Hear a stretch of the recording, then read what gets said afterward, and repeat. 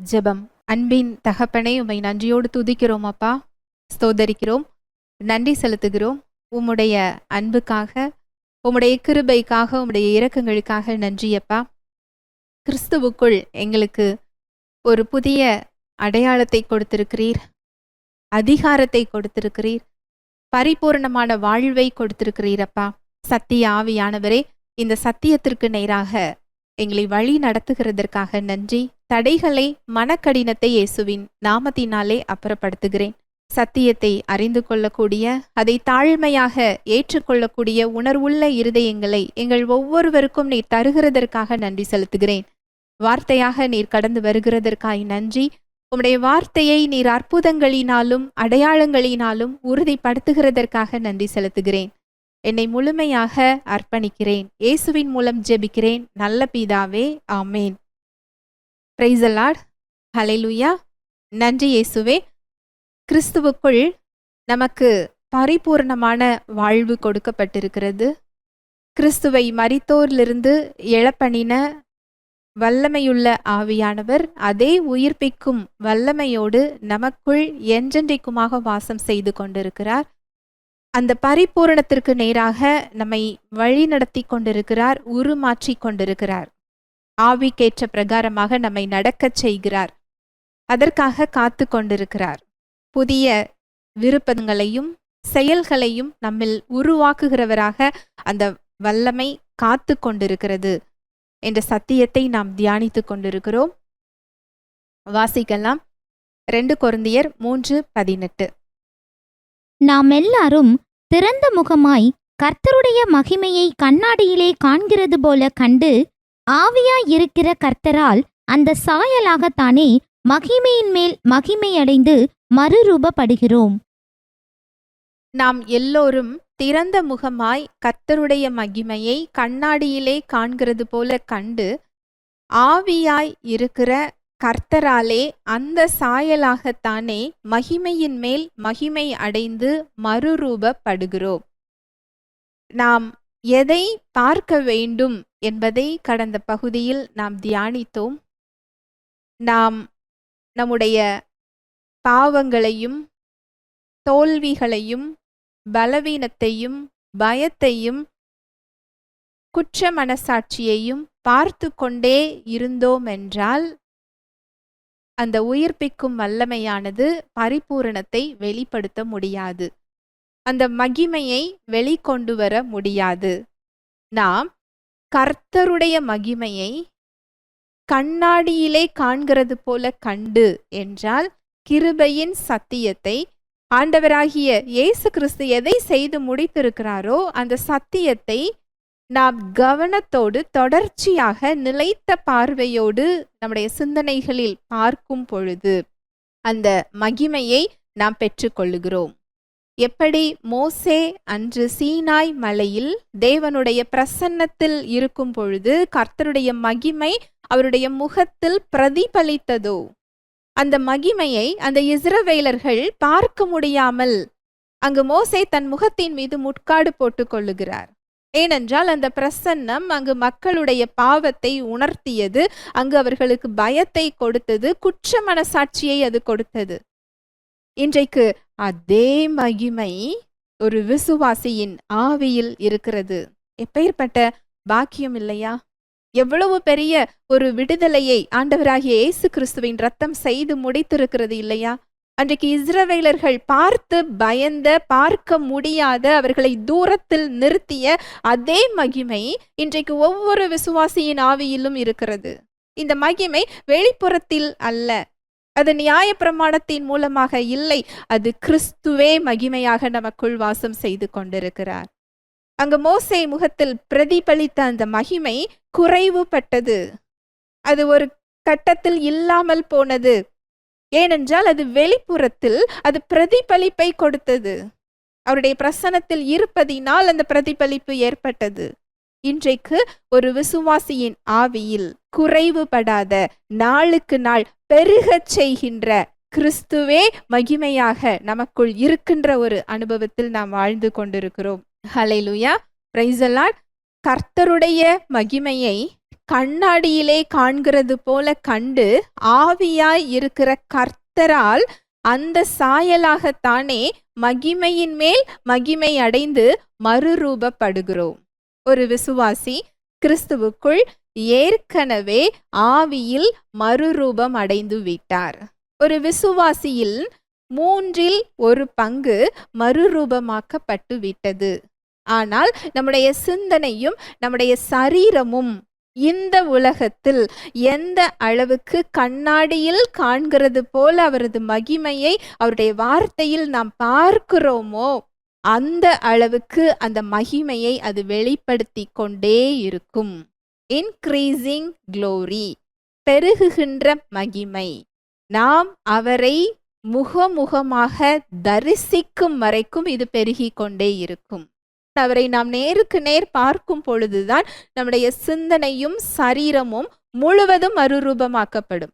அதுவரைக்கும் இந்த பூமியில் நாம் இருக்கும் பொழுது கண்ணாடியிலே காண்கிறது போல அவரது கிருபையை, அவரது அன்பை, சிலுவையில் அவர் செய்து முடித்த செயல்களை, நீதியை, பரிசுத்தத்தை, வல்லமையை, மீட்பை, விடுதலையை, மன்னிப்பை நாம் அந்த வார்த்தைகளில் பார்க்க பார்க்க பார்க்க உயிர்ப்பிக்கும் வல்லமையானது அந்த மகிமையை நம்முடைய சிந்தனைகளிலும் நம்முடைய செயல்களிலும் வாழ்விலும் நம் மூலமாக வெளிப்படுத்த காத்து கொண்டிருக்கிறது. ஹல்லேலூயா, பிரைஸ் தி லார்ட். வாசிக்கலாம் 2 கொரிந்தியர் 4:6-7. இருளிலிருந்து வெளிச்சத்தை பிரகாசிக்க சொன்ன தேவன் இயேசு கிறிஸ்துவின் முகத்திலுள்ள தமது மகிமையின் அறிவாகிய ஒளியை தோன்ற பண்ணும் பொருட்டாக எங்கள் இருதயங்களிலே பிரகாசித்தார். இந்த மகத்துவமுள்ள வல்லமை எங்களால் உண்டாயிராமல் தேவனால் உண்டாயிருக்கிறதென்று விளங்கும்படி இந்த பொக்கிஷத்தை மண்பாண்டங்களில் பெற்றிருக்கிறோம். அவருடைய மகிமையை, சிலுவையில் ஆண்டவராகிய இயேசு கிறிஸ்து செய்து முடித்த கிருபையின் சத்தியத்தை, செயல்களை நாம் தேவனுடைய வார்த்தையில் பார்க்க பார்க்க இந்த மறுரூபம், இந்த மகிமை நம்மில் பெருகுகின்றதாக இருக்கிறது. வாசிக்கலாம் 2 கொரிந்தியர் 3:18. நாம் எல்லாரும் திறந்த முகமாய் கர்த்தருடைய மகிமையை கண்ணாடியிலே காண்கிறது போல கண்டு ஆவியாய் இருக்கிற கர்த்தரால் அந்த சாயலாகத்தானே மகிமையின் மேல் மகிமை அடைந்து மறுரூபப்படுகிறோம். நாம் எல்லோரும் திறந்த முகமாய் கர்த்தருடைய மகிமையை கண்ணாடியிலே காண்கிறது போல கண்டு ஆவியாய் இருக்கிற கர்த்தரால் அந்த சாயலாகத்தானே மகிமையின் மேல் மகிமை அடைந்து மறுரூபப்படுகிறோம். நன்றாக கவனிக்க வேண்டும். இது நம்முடைய சுய பலத்தினால் அல்ல, நம்முடைய போராட்டத்தினால் அல்ல, ஆவியாய் இருக்கிற கர்த்தரால். இது நம்முடைய சுய பலம் அல்ல, ஆவியானவரின் பலத்தினால். இது செல்ஃப் எஃபர்ட்ல இல்ல, அவருடைய பலத்தினால். நியாயப்பிரமாணத்துக்கும் கிருபைக்கும் உள்ள வித்தியாசம் இதுதான். அநேகரால் தவறாக புரிந்து கொள்ளக்கூடிய ஒரு இடமாக இது இருக்கிறது. கிருபை என்றவுடன் அதை தவறாக புரிந்து கொண்டிருக்கிறார்கள். அது சாத்தானுடைய ஒரு வஞ்சகமான ஒரு சூழ்ச்சி. இதையெல்லாம் செய்தால்தானே தேவன் என்னை ஏற்றுக்கொள்ளுவார், இதையெல்லாம் செய்ய வேண்டுமே, கிறிஸ்தவ வாழ்க்கை என்பது இதுதானே, அவர் என்னை எல்லாவற்றிலும் என்னை மன்னித்து விட்டார், என்னை கோபமாக பார்ப்பது இல்லை, நான் எதை வேண்டுமானாலும் செய்யலாம் என்பது கிருபை எப்படி ஆகும் என்று தவறாக வஞ்சிக்கப்பட்டிருக்கிற ஒரு இடம். கிருபை என்பது அப்படி அல்ல. எந்த நிலைமையிலும் நமக்கு மன்னிப்பு கொடுக்கப்பட்டிருக்கிறது. நித்தியமான பாவ மன்னிப்பு, நித்தியமான மீட்பு கொடுக்கப்பட்டிருக்கிறது. இதுதான் நற்செய்தி, இதுதான் சுவிசேஷம். ஆனால் கிருபை அதோடு முடிந்து விடுவது இல்லை. நமக்கு மன்னிப்பு கொடுத்து நம்மை தூக்கி எடுத்து அதில் மேற்கொள்ள செய்யக்கூடிய பலத்தை அது தருகிறது. நம்மை தூக்கி எடுப்பது மாத்திரமல்ல, மேற்கொள்ள செய்கின்ற பலம், அதிலிருந்து வெளியே கொண்டு வருகின்ற பலம், அவரது நீதியின் செயல்களில் நடக்க வைக்கின்ற பலம், அவரது பரிசுத்தத்தில் நடக்க வைக்கின்ற பலம், அவரது நீதிக்கு நேர்ப்ப நம்மை நடத்துகின்ற பலம், இது எல்லாமே கிருபையில் கொடுக்கப்பட்டிருக்கிறது. ஆனால் சாத்தானோ நம்முடைய பலத்தில் நிற்க வைப்பதற்காக நியாயப்பிரமாணத்தை தவறாக புரிந்து கொள்ள வைக்கிறான். நியாயப்பிரமாணம் என்பது நம் பலத்தில் நிற்பது, கிருபை என்பது தேவனுடைய பலத்தில் நிற்பது. ஹல்லேலூயா, பிரைஸ் தி லார்ட். லௌகீக இச்சைகளையும் அவ பக்தியையும் வெறுத்து தேவ பக்திக்கு ஏதுவாக வாழச் செய்யக்கூடிய பலத்தை கிருபை தருகிறது. ஆவியானவர் அதற்காக நமக்குள் காத்து கொண்டிருக்கிறார். இங்கு இந்த மறுரூபமாக்குகின்ற வேலை நம்முடைய வேலை அல்ல, அது ஆவியானவருடைய வேலை. வசனம் தெளிவாக சொல்லுகிறது, ஆவியாய் இருக்கிற கர்த்தரால். நீங்கள் ஒருவரை அன்பு செய்ய வேண்டும் என்றால், மன்னிக்க வேண்டும் என்றால் உங்களுடைய பலத்தில் செய்ய முடியாது. ஒரு பாவத்தை மேற்கொள்ள வேண்டுமென்றால் உங்களுடைய பலத்தில் மேற்கொள்ள முடியாது. நம்மிடம் அன்பு செய்கிறவர்களிடம் நாம் அன்பாக பேச முடியும். நமக்கு தீங்கு செய்கிறவர்களிடம் நாம் அன்பாக பேச முடியுமா? இது நம்முடைய பலத்தில் நாம் செய்யக்கூடிய ஒரு காரியமா? நிச்சயமாக முடியாது. ஆனால் உயிர்ப்பிக்கும் வல்லமையானது இந்த இடத்தில் நமக்கு எதிராக வருகிறவர்களையும் மன்னித்து அன்பான வார்த்தைகளை பேசக்கூடிய பலத்தை நமக்கு கொடுக்கிறது. ஹல்லேலூயா, பிரைஸ் தி லார்ட். கிருபையின் செயல் இதுதான். இது வெளிப்புற செயல்கள் அல்ல, நமக்குள் ஏற்படுகின்ற மறுரூபமாகுதல், நம்முடைய சிந்தனைகளில் ஏற்படுகின்ற மறுரூபமாகுதல். சிந்தனையில் கிறிஸ்துவுக்குள் நமக்கான அடையாளத்தை நாம் பார்த்து அதை விசுவாசித்து அவரை நாம் சார்ந்து கொள்ளும் பொழுது ஆவியானவர் அங்கு செயல்படுகிறார். இங்கு இந்த மகிமை மகிமையின் மேல் மகிமை அடைகின்ற ஒரு அனுபவம். அதாவது பெருகுகின்ற மகிமை, பெருகுகின்ற ஒரு இடம். இந்த மகிமை, அதற்கு ஒரு லிமிட் கிடையாது, ஒரு எல்லை கிடையாது. எந்த அளவுக்கு அவரை நாம் பார்க்கிறோமோ, எந்த அளவுக்கு அவரை சார்ந்து கொள்ளுகிறோமோ, எந்த அளவுக்கு அந்த வெளிப்பாட்டை பெற்றுக்கொள்ளுகிறோமோ, அந்த அளவுக்கு நாம் அந்த மகிமையை பெற்றுக்கொள்ள முடியும். வெளியில், நம்முடைய சிந்தையில், நம்முடைய வாழ்வில் பெற்றுக்கொள்ள முடியும். ஹல்லேலூயா, பிரைஸ் தி லார்ட். இது பரிசுத்த ஆவியானவருடைய செயல், நம்முடைய செயல் அல்ல. நீங்கள் அவரை பார்க்க பார்க்க உங்களுடைய வார்த்தை கிருபையின் வார்த்தையாக மாறும். உங்களது செயல்கள் அவரது அன்பின் செயல்களாக, பொறுமையின் செயல்களாக, சமாதானம் நிறைந்த செயல்களாக அங்கு மாறும். உங்களுடைய நோக்கம், உங்களுடைய அணுகுமுறை சமாதானத்திற்கு ஏற்ற நோக்கமாக, அணுகுமுறையாக மாறும். இதுதான் அவர் புதிய விருப்பத்தையும் புதிய செயல்களையும் நம்மில் உருவாக்குகிறவராக இருக்கிறார். நாம் மோசேயை போல பிரதிபலிக்கின்ற மகிமையை நாம் பெறவில்லை. நமக்குள் கிறிஸ்துவே மகிமையாக இருக்கின்ற அந்த மகிமையை நாம் பெற்றிருக்கிறோம். இரண்டுக்கும் பெரிய வித்தியாசம் இருக்கிறது. இது ஆவியானவருடைய செயல்களினால் இந்த மகிமை வெளிப்படுகிறது, நம்முடைய செயல்களினால் அல்ல. அதைதான் கடந்த பகுதியில் நாம் பார்த்தோம். எப்பொழுதாவது பார்க்கிறது, எதிர்பாராத விதமாக பார்க்கிறது, தேவைக்காக பார்க்கிறது இல்லை. எப்பொழுதாவது பார்க்கும் பொழுது, எதிர்பாராத விதமாக பார்க்கும் பொழுது, தேவைக்கு பார்க்கும் பொழுது அது ஒரு அறிவாக நமக்கு தெரியும். ஆனால் தொடர்ச்சியாக எப்பொழுதும் தேடலோடு, ஒரு நிலைத்த பார்வையோடு நாம் பார்க்கும் பொழுது அது வெளிப்பாடாக மாறும். ஹல்லேலூயா, பிரைஸ் தி லார்ட். அந்த வெளிப்பாடுதான் நம்மில் விசுவாசத்தை பெருகச் செய்கின்ற இடமாக இருக்கிறது. வெளிப்பாடு என்றால் என்ன? தேவனுடைய வார்த்தை தெளிவாக சொல்லுகிறது. தேவனுடைய வார்த்தை ஆவியாயும் ஜீவனாகவும் இருக்கிறது. தேவனுடைய வார்த்தை வெறும் வார்த்தை இல்லை. அதில் என்ன சொல்லப்பட்டிருக்கின்றதோ அந்த பலன் அந்த வார்த்தைக்குள் இருக்கிறது. அது மாத்திரம் அல்ல, அந்த பலனை வெளிப்படுத்தக்கூடிய வல்லமையும் அந்த வார்த்தைக்குள் இருக்கிறது. இந்த வெளிப்பாடை நீங்கள் பெற்றுக்கொள்ளும் பொழுது உங்களால் எளிதாக அதை நம்ப முடியும். ஏனென்றால் தேவனுடைய வார்த்தை சொல்வதற்கும் நம்முடைய சூழ்நிலைகளுக்கும் உணர்வுகளுக்கும் சம்பந்தமே இருக்காது, எதிராக இருக்கும். தேவனுடைய வார்த்தை இயேசு கிறிஸ்துவின் இரத்தத்தினால் நீ கழுவப்பட்ட நீதிமான் என்று சொல்லுகிறது.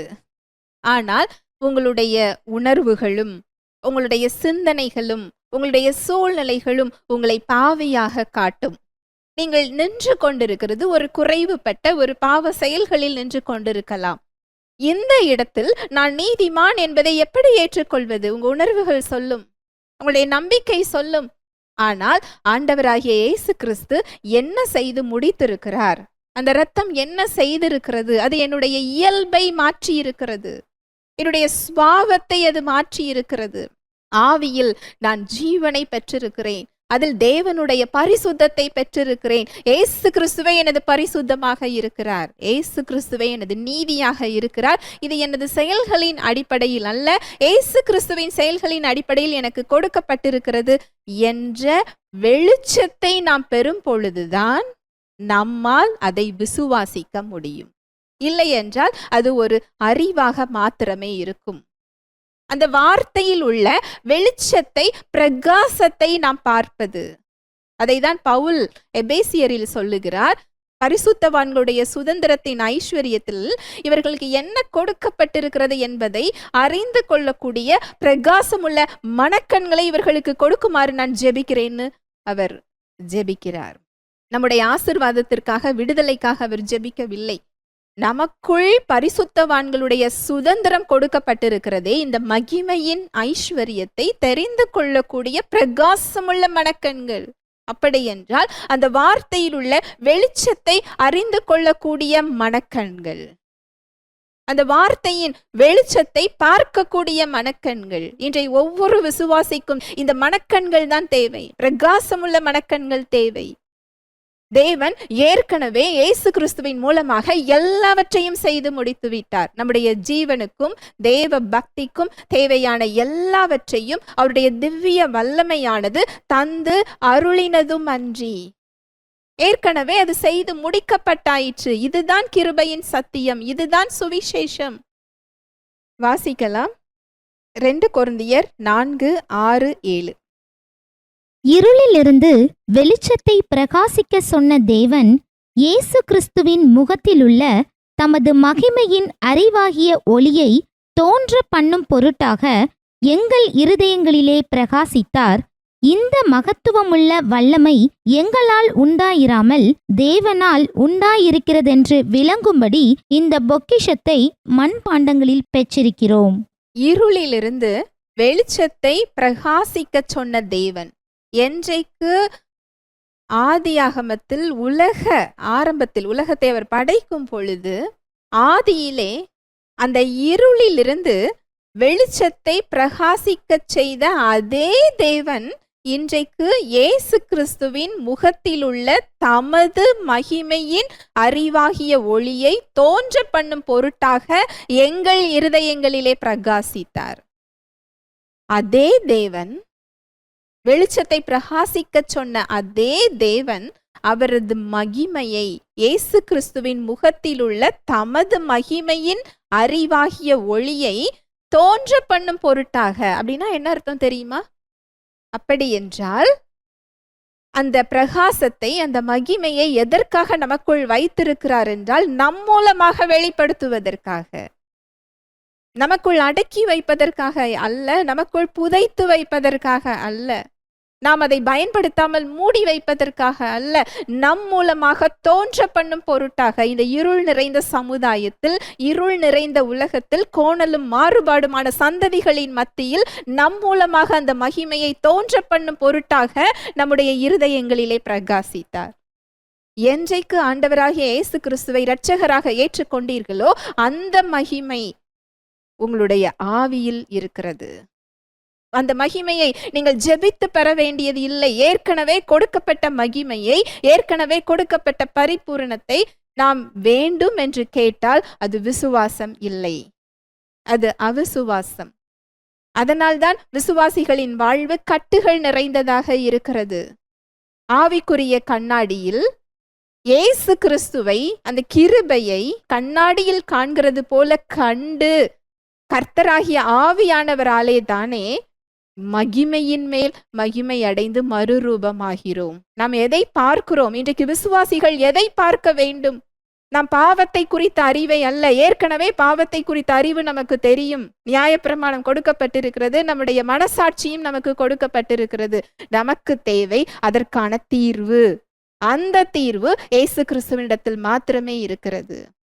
தேவன் இயேசு கிறிஸ்துவின் மூலமாக அந்த பாவத்திற்கான ஒரு பரிகாரத்தை, ஒரு தீர்வை, விடுதலையை, மன்னிப்பை சிலுவையில் கொடுத்திருக்கிறார்.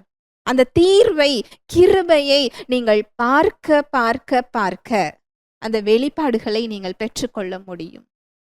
இது வெளியிலிருந்து அல்ல, இது உங்களுக்குள்ளிருந்து வெளிப்படுகின்ற ஒரு அனுபவம். இது ஏற்கனவே உங்கள் ஆவியில் ஆரம்பமாகிவிட்டது.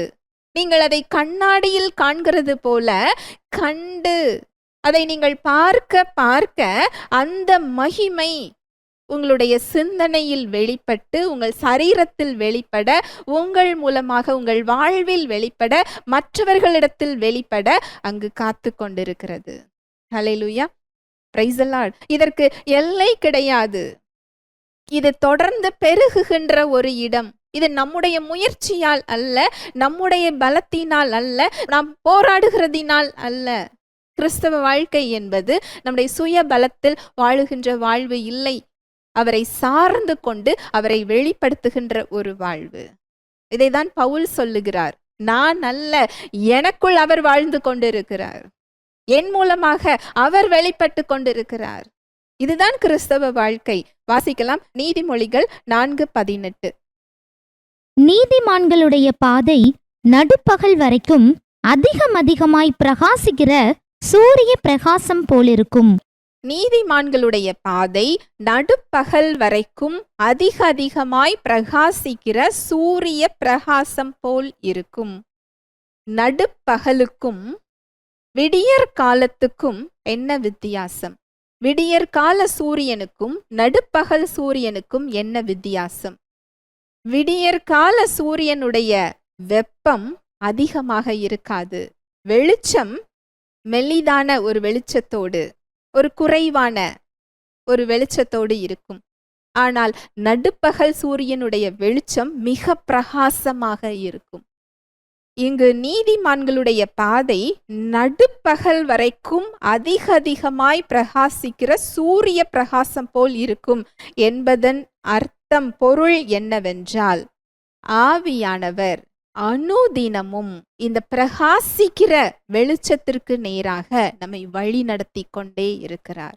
ஒவ்வொரு நாளும் இந்த பிரகாசம், இந்த மகிமை நம்மில் பெருகுகின்றதாக இருக்கிறது. மகிமையின் மேல் மகிமை அடைந்து அந்த வெளிச்சத்தை எந்த அளவுக்கு நீங்கள் பெற்றுக்கொள்ளுகிறீர்களோ, அந்த கிருபையின் சத்தியத்தில் எந்த அளவுக்கு நீங்கள் வளருகின்றீர்களோ, அந்த வெளிச்சத்தை அந்த அளவு நீங்கள் பெற முடியும். வாசிக்கலாம் ரோமர் 1:16-17. கிறிஸ்துவின் சுவிசேஷத்தை குறித்து நான் வெட்கப்படேன். முன்பு யூதரிலும் பின்பு கிரேக்கரிலும் விசுவாசிக்கிறவன் எவனோ அவனுக்கு இரட்சிப்பு உண்டாவதற்கு அது தேவ பலனாயிருக்கிறது.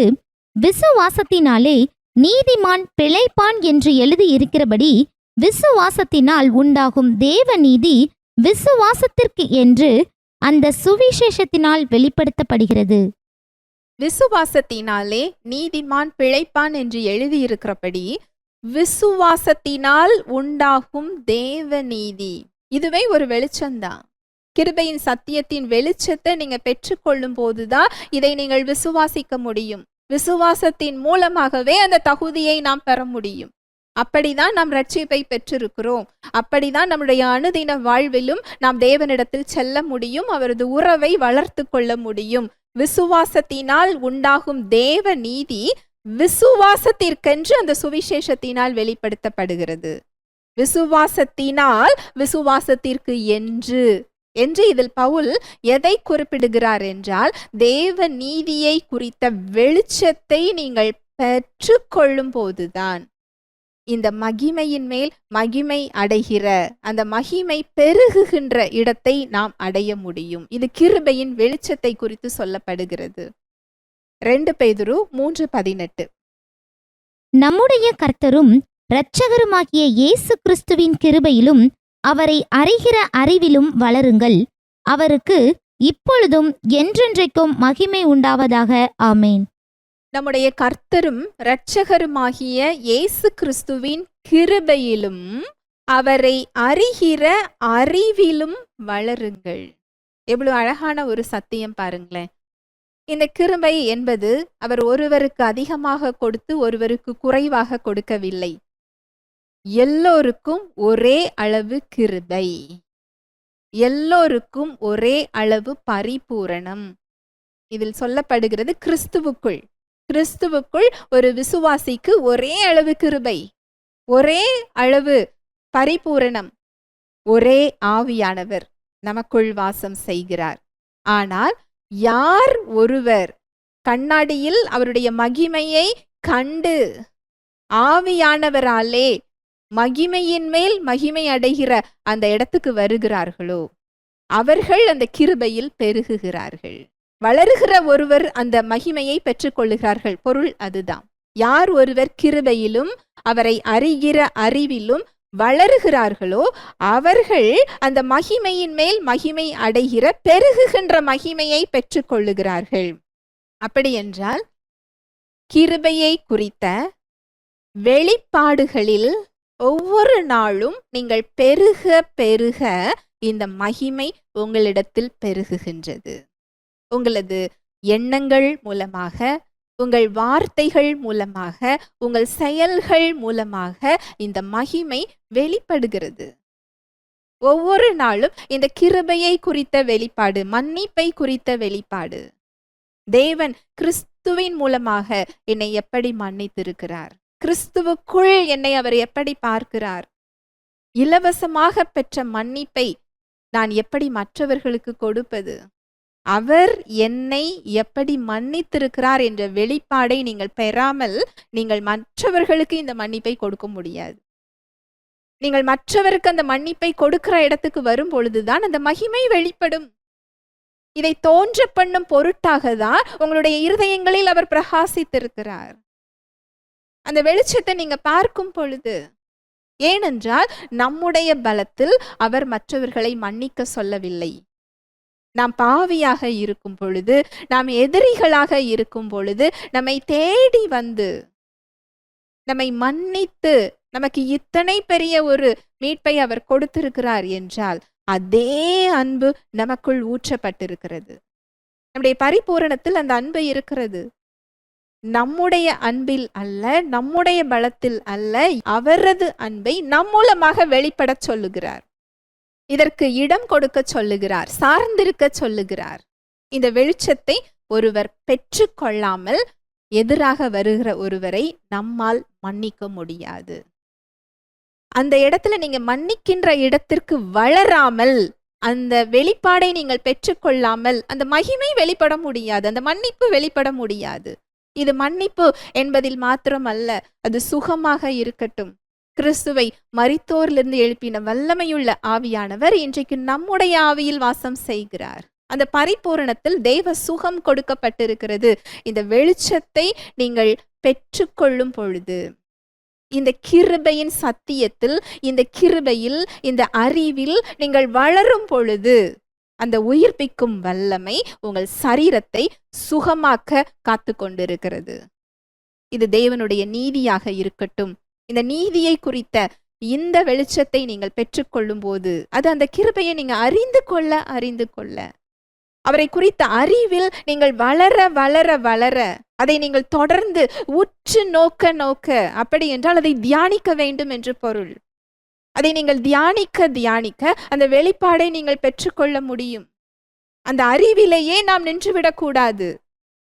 எனக்கு எல்லாம் கொடுக்கப்பட்டிருக்கிறது என்ற ஒரு அறிவு மாத்திரம் அந்த மகிமையை வெளிப்படுத்த முடியாது.